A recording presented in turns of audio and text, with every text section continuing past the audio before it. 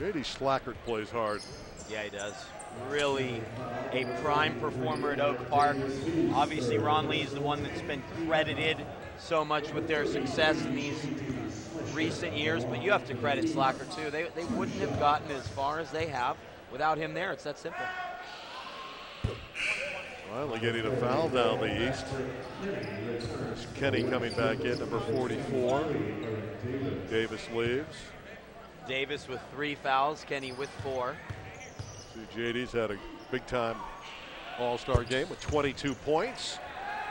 And it's a one-possession game. And this is what Chris Raffanelli was trying to guard against with this last timeout.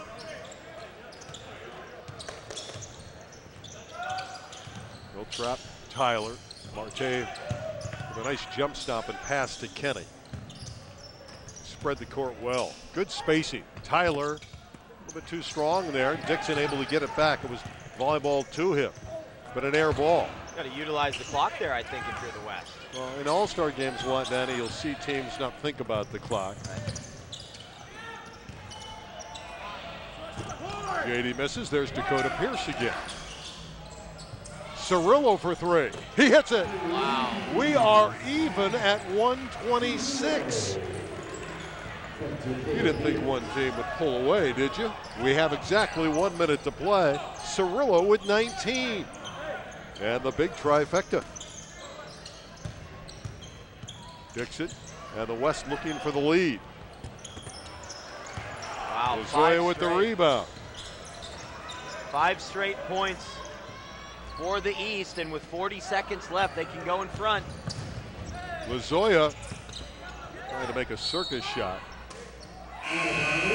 It'll be the West basketball. Partially trying to go 2 for 1 and just get a shot up, and if you miss, then you know you'll have, what, a good 5 seconds.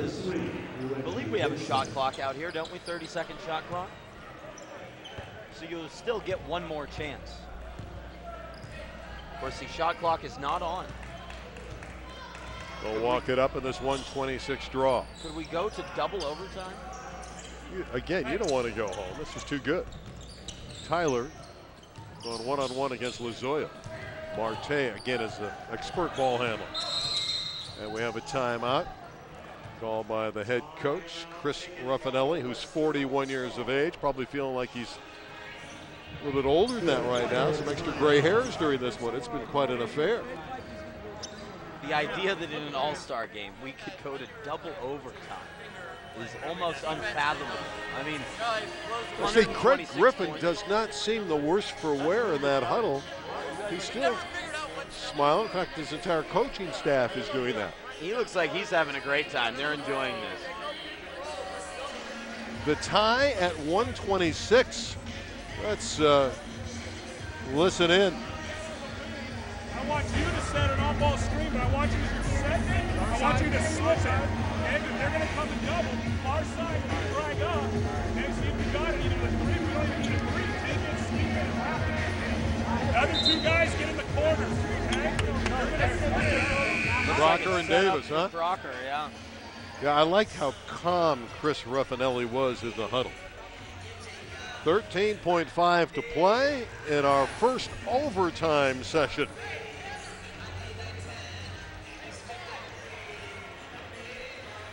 Who will take the shot that could win it for the Western Stars? Surprisingly, Reggie Dixon's on the bench.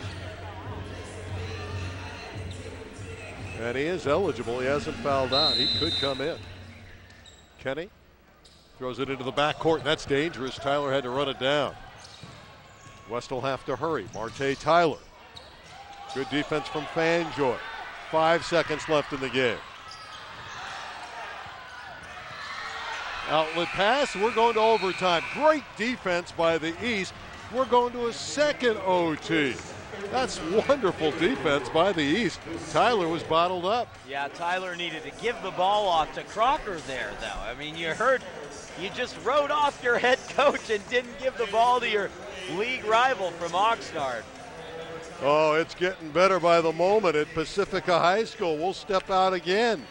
Tied at 119. We're going to a second OT right after this.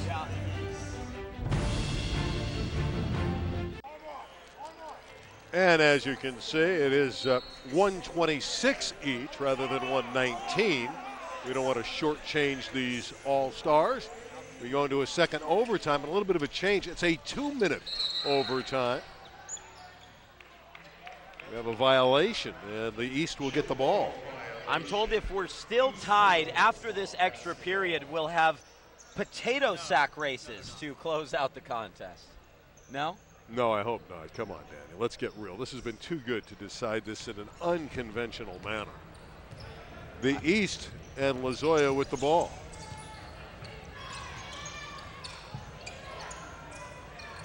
To Ron Lee. Ron Lee has had a quiet night, but he can erupt at any time. And he draws the foul from Kenny. And I believe that is it for Mr. Kenny. Yep, that's 5. A great high school career for Patrick Kenny. You have to applaud him as he leaves the floor. DeAndre Jones will replace him, and that's the fine it. player from Santa Clara. Last time he will be on the field or court of competition wearing the St. Bonaventure Seraphs green and gold. Kind of strange to say. And I guarantee you, it's the first time he's ever been compared to Jerry West. But again, it was strictly in number only with the 44. Well, Lee cannot break the deadlock. He's got another one. A marathon affair here. It's a 1-point advantage for the East. And again, playing a short overtime of 2 minutes, these possessions are critical. These guys are used to playing 32-minute games. This game has now gone almost 45 minutes. Daniel Crocker spoke with us during that break, and they're tiring out a little bit. Armin Momum from Santa Clara with the 3-ball. Dakota Pierce looking to tie it. And a foul inside. No call, a loose ball foul. Shirt grab. Scott Woods will go to the line, and he could tie the game.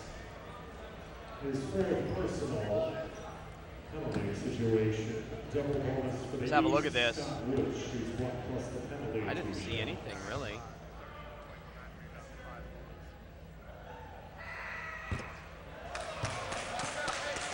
Well, the best Scott can do now is bring his team to within 1. How would you like to have the option he had, Stanford or MIT? And he chose Stanford because it's a great school, and he also wanted to play basketball there. 13 points, 9 rebounds, and how about the 5 blocks? He is the best. Again, coming in, and I don't know that they'll count these in his records. He had 320 career blocks at Royal High School for the Highlanders. We've seen, what, a half dozen tonight. He will leave as the all-time career blocks leader for Ventura County, which that would include Don McLean. So they are going to count these stats, huh? I thought it was at 320 coming into the game. It was 320 coming in. Inside, Momum, air ball. And a chance for the East with a minute to go in the overtime, our second one to take the lead. Lozoya certainly has the attention of the West. They know what he can do. Leans in.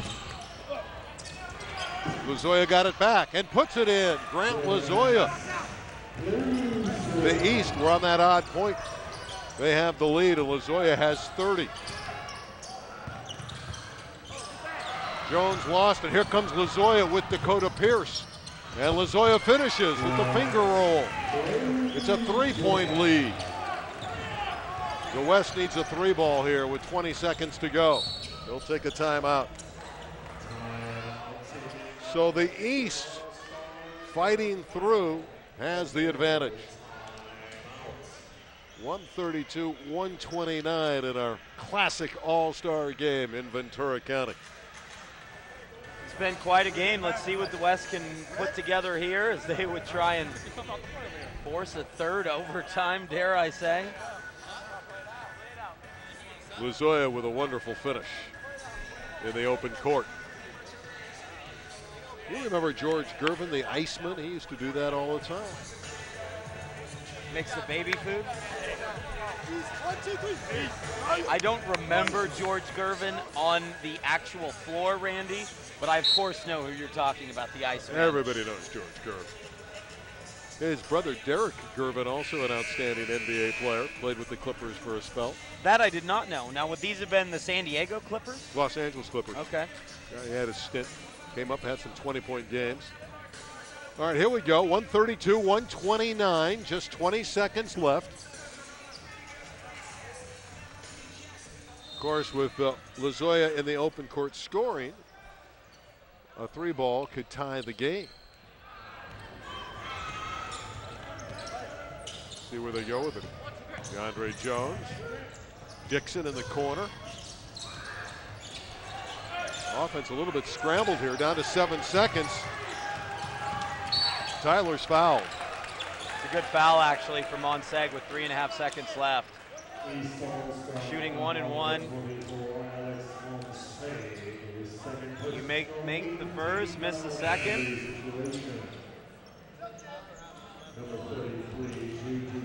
One would think that would be the strategy, so Marte needs to pull the trigger on the first one, and then he'll probably look to the bench. Probably tell him to miss it. Marte was a 71% foul shooter this year for Rio Mesa. So normally he's fairly reliable there. See what he's got. He missed it. Dixon commits the foul, and not looking good for the West. It looks like the East is going to pull it out in double overtime. And Danny Page, your projection is correct. You picked the East, but you knew that all along. Well, it took us 45 minutes and 58 seconds to be assured of the result, Randy. But it was a lock, wasn't it? It was never in doubt, you know. At least I had the over. JD puts in the first one, and that does indeed finish it off at 133-129. He has 23 at the line, and Slajchert's had a nice ball game.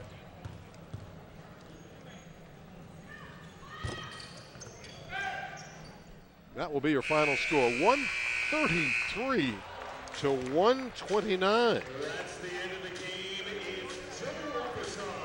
Well, Danny, I know you had a good time. You loved this All-Star affair. Well, again, want to thank the Ventura County Basketball Coaches Association for a wonderful event.